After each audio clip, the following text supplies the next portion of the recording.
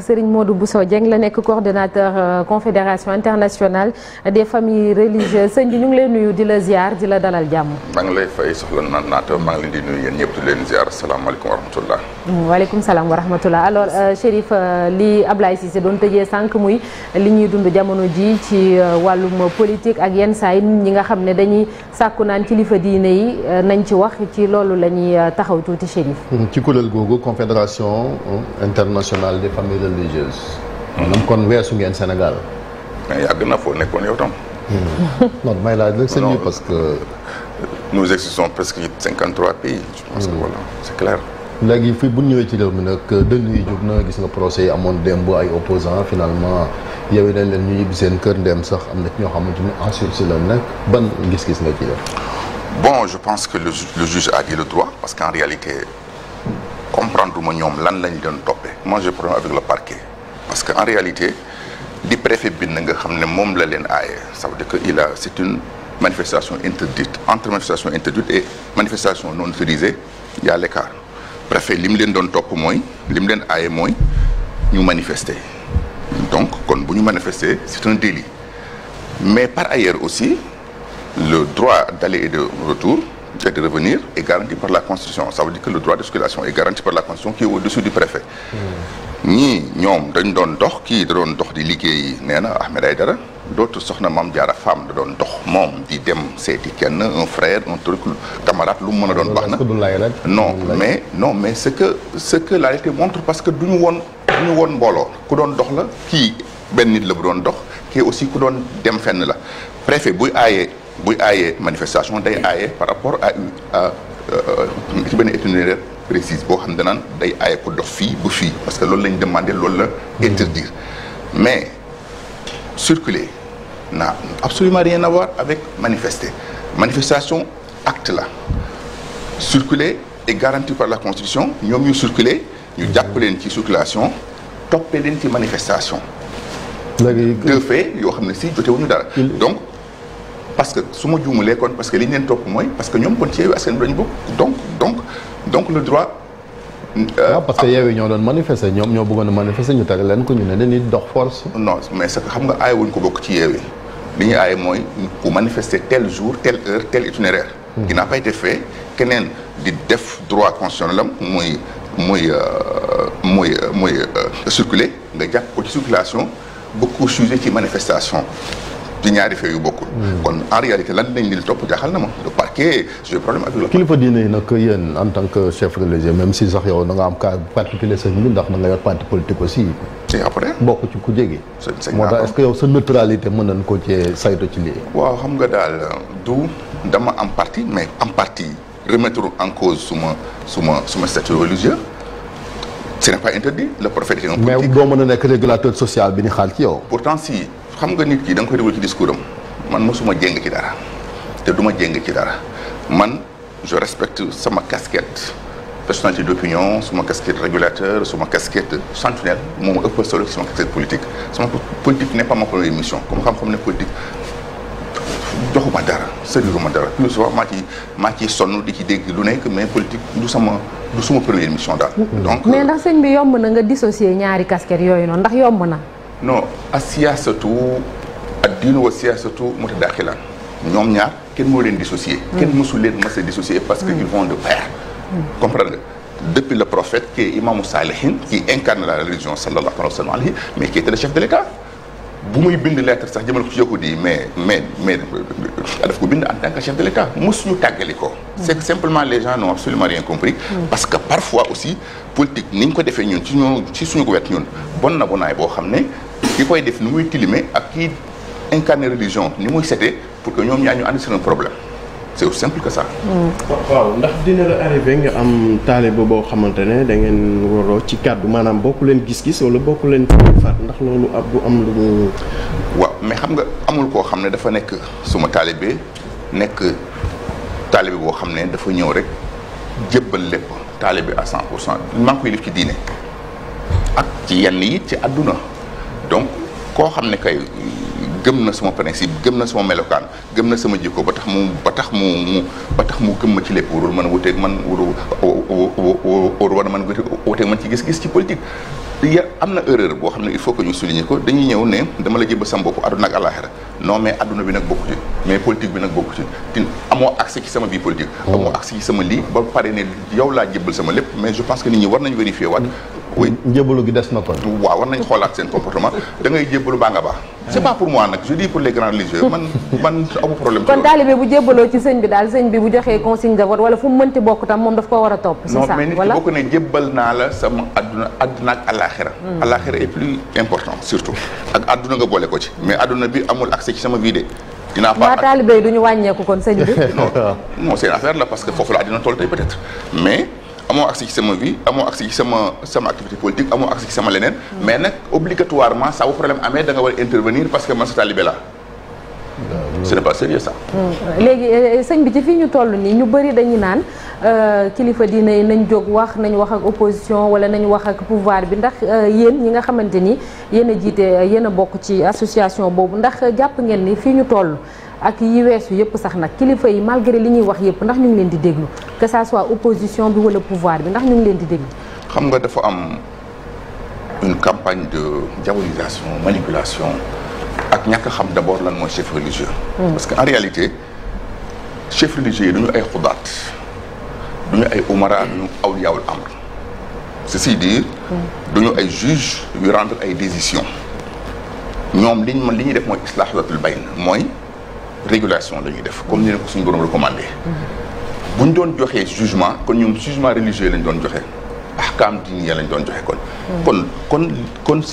kon dañuy njëkk a condamner tous les leaders politiques commençant par l'opposition da ngay gis ab chef d'opposition boo xam ne mi ngi ànd ak ay jabari jàmbur di fotow di ko lëng ñu ngi koy nuyu flagrant l'islam da koy aaye su sëriñ bi doon intervenir en tant que religieux foofu lay commencer corriger loolu ba pare comprendre nga kantaa li ci des nag mooy régulation bi nga xam ne moom mooy devoir am en tant que régulation bi mooy islahul bayn mooy bul manifester ce jour tel yow mi koy bàyyi ko nii comme ni policiers yi def circulation fexe ba lépp yi dox normal c'est son rôle te ñoo ngi ci li ñu bëgg nag mooy kenn ku nekk ku am problème boo bëgg ku la ko waxal bëgg ku la ko régler léegi bëgg sëriñ bi wax ko par la force bu sëriñ bokkul nga xas ko wala nga saa ko te yaa ngi bàyyi sa kër te fàtte nga ne sëriñ bi aussi bàyyi jàmbur la ba noppi yow sa bàyyi waxul te ngay xas sëriñ bi parce que sëriñ bi waxul mais kay boo waree wax lâcheté commencé par sa bàyyi bi nga bàyyi sa kër avant ngay attaqué bàyyi jàmbur nga xam ne sëriñ bi bàyyi jàmbur la c'est aussi simple que ça parce que loolu lañ nemmeeku sax ñu bëri ñoo xam ne dañoo dem bay xotti sax war ma yenn ci kilifa diine yi di xotti seen war ma soo ko seetloo c'est ci côté opposition bi la ñu ëppee ça veut dire que l'aile dure de l'opposition mais bien sûr côté opposition bi la ñu ëppee c'est l'aile dure de l'opposition booy xool c'est presque coordonné parce que ce qu'il croit est faux li ñu leen faire savoir ci seen biir bopp yi moo dul dëgg dañ leen non Macky Sall sàcc na xaalisu réew mi lekk na ko jox na ci sëriñ si boo ci gis mooy dawal oto bi sax Macky Sall ko jox sëriñ boo gis léegi lu fi sëriñ wax même su profiter moindre chose ci dëgg bu favorable à Macky Sall non dañ ko fay loolu moo dul dëgg ça qu'il faut combattre sëriñ si nañ jóg parce que band yi ma gis yow yaa ngi koy xeex yow non ko xam ne maa ngi ci dëgg ba man c'est mon rôle man depuis 24 ans maa ngi xeex pour les pour l'intérêt des religieux donc ce sont des actions coordonnées bien réfléchies menées par des voyous et des bandits pour décrédibiliser les religieux ku leen xam-xam ne ba fi avant Senghor tedd nañ avec le régime successif yi fi jàll dañuy ko nekk de ce n'est pas Macky Sall qui donne absolument rien mais nag kuy wax da ngay wax dëgg da ngay wax maanaam régulateur social amul ne Macky Sall waxoo dëgg amul ne nangam sëriñ yi dañuy juge duñu ay juge yoo xam dañ naan ko non da ngay condamné diw condamné wuñ kenn condamné ce n'est pas leur rôle te danaan kilifa kenn du koy yedd ci mbooloo non kilifa yi sax dañoo nekk ci li ñu war a nekk ñu ngi ci ñoom duñu juge yoo xam ne tey exemple su benn xalif génnoon daan ne Ousmane Sonko yow dañ la tuumaal demal répondre au tribunal ñi ñu fi jàppoon tuumaal ñëpp ci viol ils sont en mandat de dépôt yow ko da nga war a dem mandat de dépôt bu subaa nan lay dégg bu juge génnoon ne Macky Sall bàyyil Ousmane Sonko yow da nga koy créer ay problème li nga def ni complot la yow yaa tuut lan lay dégg ce ne sont pas des juges ce sont des régulateurs qui doivent être au juste milieu pour que yëf yi dox te ñoo ngi ci c'est leur rôle da ci des nag ku ci am problème wala nga am yéene politique wala koo bëgg a saaga wala koo bëggul la ko waxal nga dem defal ko seen bopp mais kilifa yi ñu ngi ci li ñu war a def ñu ngi koy def normal ñu ne c'est juste dafa rax peut-être pas l'opposition moom mooy faral di tenir discours yu mel noonu. vous dites. je dis est-ce que du groupe yooyu noonu dafa fekk dañoo rax ay nit yoo xamante ne peut-être comme wax nga ko ay bandits ñoom ñoo ci rax et peut-être pas désigner proprement dit l'opposition en tant que telle.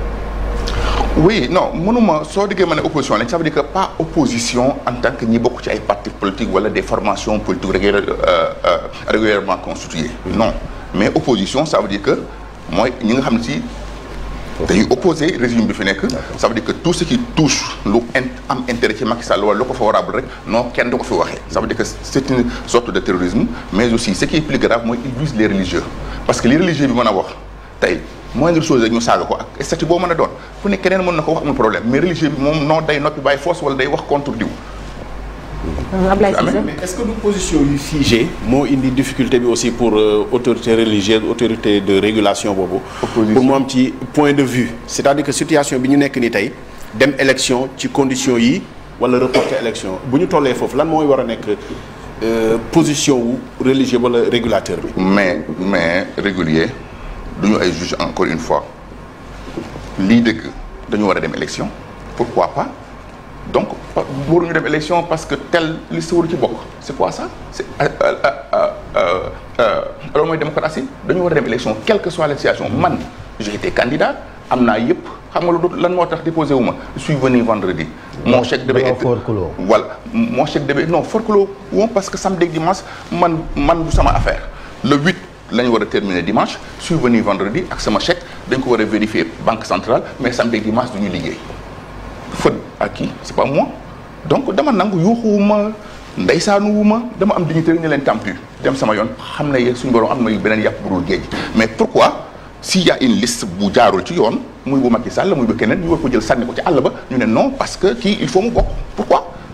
donc vous êtes contre ñi naan ay report élection. non report élection li ko war a indi xëy na peut-être que mooy d'autres situations boo xam ne c'est plus fort parce que la loi aussi le droit en question qui est plus important que la loi doit servir solution sociale parfois si la loi ne sert pas solution sociale on prend le droit apaisement fait partie du droit ñu jëlaat yeneen ci des yëpp pour que jàmm mën a am xëy na bu ñu àggee à ce niveau oui mais pour le moment fi ñu toll nii mais pourquoi pas élection léegi bu ñu dàqee élection yi parce que diw bokkul waaye léegi man lu tax dàqu ñu élection parce que bokkuma kon diw daf ma gën non c'est pas sérieux ça. waaye Ablaye. en vérité du c'est pas exactement dàq élection yi parce que diw bokkul mais dañu toll ci situation boo xam tey nit ñi dañuy contester sax décision yi nga xam ne justice mu ngi koy rendre te yemul ci ñi nga xam ne ñoo nekk ci kujje gi dem na bàyyi universitaire comme on l'a dit avant di wax ni li ñuy jàngale ci droit dëppoowul ak décision yi nga xam ne aussi bien autorité administrative mu ngi koy rendre que décision yi conseil constitutionnel di rendre bu boobaa est-ce que citoyen bi tamit mënul interroger wu ci décision yi nga xam ne justice mu ngi koy rendre.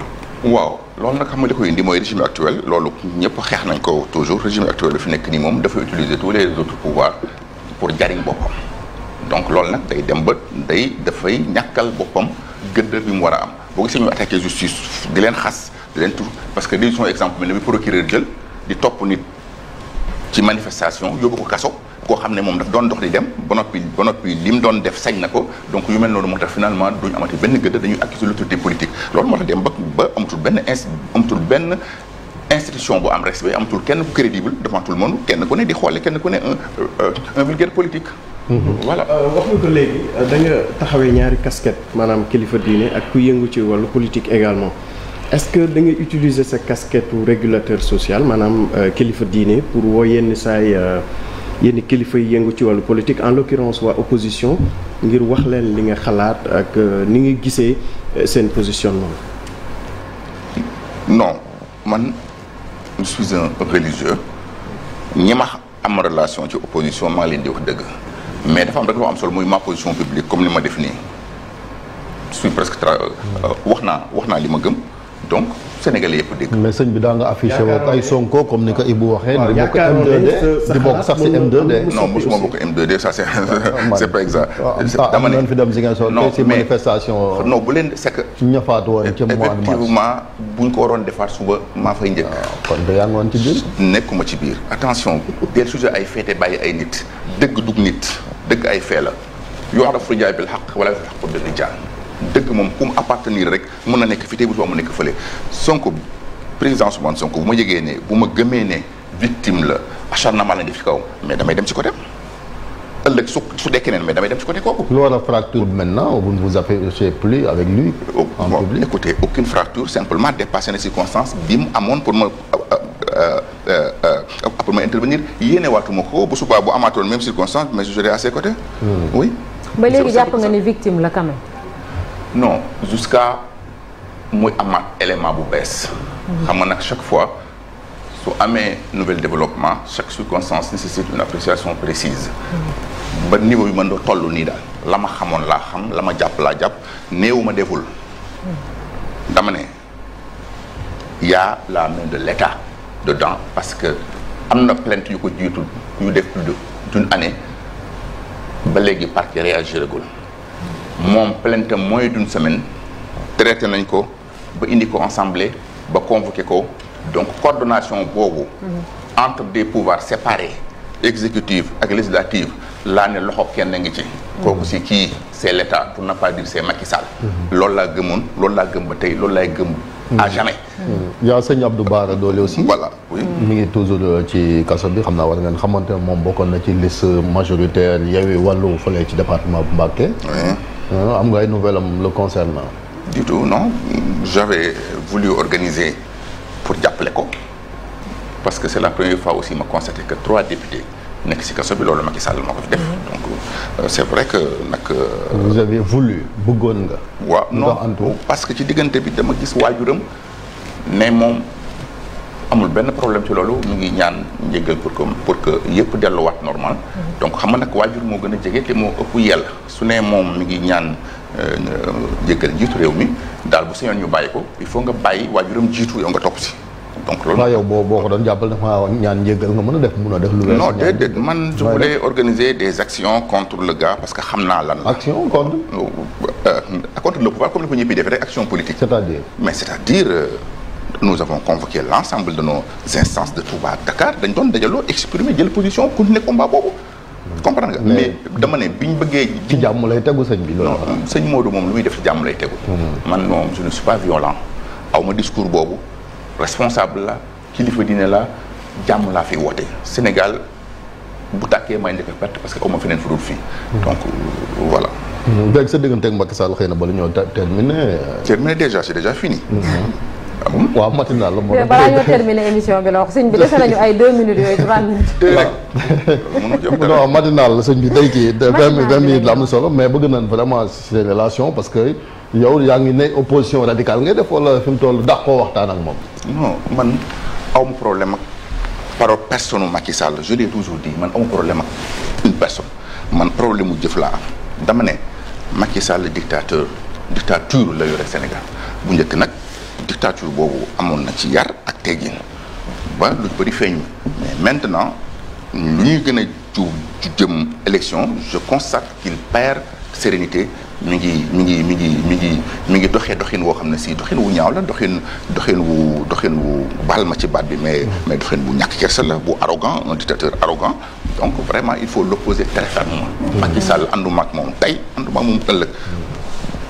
néew ma nag du ma ànd ak moom jamais parce que man damay sujet les faits man néew ma noo kii moo bon x dama ne kii lii mu def lii moo baax lii moo bon lii moo baax lii moo bon garantie la mën a jox ngir ànd ak moom comme doonee jamais li may ma garantie mooy benn jub justice bàyyi acharnement bi ci opposition bi sànni 3e mandat bi fële nga xam ne moo bëgg a lakk dëkk bi. dafa wax ne dafa bëgg a def 3e mandat. mais bien sûr mi ngi koy wax ci secret partout. il faut être très naïf pour ne pas savoir que Macky Sall 3e mandat la jëm. yan acte la pose yu la mën a may ni kii kat dafa bëgg a def 3e mandat. mais dama ne démb maa ngi nettali rek récemment que toog naa ci benn dëkk mu fekk ma fa 22 heures passées il a consulté le calife général dëkk boobu. ban dëkk. bon. joxe information. non ma ne damay réserver daal dama ne. toog naa ci dëkk il a été 22 heures passées l'homme m'a trouvé là-bas bi mu demee gisanteeg borom dëkk ba il a parlé de 3e mandat noonu lañ ma ko waxee de fekkewu ma ko nag mais noonu lañ ma ko joxee de ki ma ko wax gëm naa ko ne ko 3e mandat mu ne ko tegal ci suuf mu ne ko non parce que situation bi mu toll constitution permettre na ko mu ne ko as gor bu seqeeg ay nit bañ jëflanteeg moom ci loola day fexe ba wàccoog ñoom bu fi yee fitna tegal ci suuf il a boudé xaaru fa sax teraanga ñu ko doon jox c'est très grave ça donc il faut être très naïf pour ne pas savoir que kii troisième mandat la jëm. donc moom bëggul ku ko wax dëgg maanaam. non ci troisième mandat bi daal. ci troisième mandat bi daal bëggul ku ko ci wax dëgg daal. voilà troisième candidature troisième mandat boobu nag. troisième mandat boobu nag ku bëgg Sénégal. mais ci kàddoom lañu ko tënk wala ci droit bi. droit bi su ko permettre dañ koy opposer kàddoom wala. mais quel droit. constitution bi. parce que ay juristes wax nañu ni xaj na ci. non dama ne bu ñu tënkoo rek ci li nga xam ne ni moom la dama ne au-delà juridisme boobu. juridisme boobu ngay jël teg fële constitution bi Macky Sall moo ko def. moo tax ma laaj la ci kàddoom la ñu koy tënk ci li mu ne woon bu ma defee benn asalaamaaleykum sóoratu jeexal naa. wala boog dañuy jàpp ni ni ñu ko bindee troisième xaj na ci. amul denn nu mu ko bindee nu koy permettre troisième mandat parce que moom daf ko évoqué te daf ko expliquer son explication ak son opinion moo gën a mooy prendre dessus ci lépp. bu la nee maa waxoon waxeet nag. comme loolu amoon na fi aussi non waa ce n'est pas valable. d'accord dootu xoolal c'est catégorique moom interprétation leer na interprétation juriste ma interprétation professeur de droit constitutionnel Madior Fall bi ko bindoon leer na. avis premier ministre bi fa nekkoon bu ñu doon leer na avis Aminata Touré leer na. yaa ngi wax loo Ismaïla Madior lu mu waxul parce que moom. lu mu waxul mooy lan. évolué na quand même. non pas évolué non jëlal. dem na ba ne fi en principe. dama ne déglul ses propos dama koy waxaat ko lii mu bind nii amul bàyyiwul espace pour interpréter. nul loolu moom wax na ko. en tant que ministre de la justice wax na. mais moo tax ma ne évolué na aussi. non en tant que ministre de la justice. xëy na tëkku yee tax mu évolué. si bu ñëwee ak bu ñu la laajee nga ne ban position laay waxee. est-ce que juriste bi la wala dama ne man co-auteur de la constitution qualité boobu laa déglu mooy ki doon bind constitution bi li mu wax en tant que aussi professeur de droit constitutionnel Ismaïla Madior Fall n'est pas n'importe qui dans le droit constitutionnel li mu wax bi mu koy defaat leer na et puis amul espace d'interprétation amu fa il faut être très hypocrite même pour tenter de convoquer une quelconque interprétation ce n'est pas possible ça c'est net et clair jarul sax jàng tubaab ba sori. est-ce que mënuñoo nangul aussi juristes yi nga xam ne dañoo alerté woon depuis avant polémique bi. sax quand même qui sont des références aussi professeur Zouanke defe naa ni. moo njëkk a alerté ci ne attention lii. non dama ne xam nga droit moom ba àddina tukki c'est comme ça. waaw c'est l'affaire de tout le monde. chacun peut en parler mais li wér daal te wóor mooy même ñi nekk C1 boo leen laajee nul ne peut faire plus de 2 mandats xam nañ lu muy firi. il faut être très hypocrite nag super hypocrite pour tenter de convoquer quelconque truc. jërëjëf Serigne Modou Bousso Dieng ñu ngi lay sant di la gërëm bu baax a baax. sëñ bi jeex na dafa gàtt ba dafa gàtt parce que dafa 30 minutes beneen yoon dina ñëwaat incha allah sëñ bi dañ doon mosal gars yi da xam naa beneen yoon incha allah sëñ bi jërëjëf ñu ngi lay sant di la gërëm bu baax a baax ci wuyu si bi du ngeen bàyyiwaat 5 minutes yéen beneen yoon incha allah merci beaucoup sëñ Modou Bousso Dieng nekk ko coordonnateur confédération internationale famille religieuse léegi dañuy jàll ci une l'observateur ak record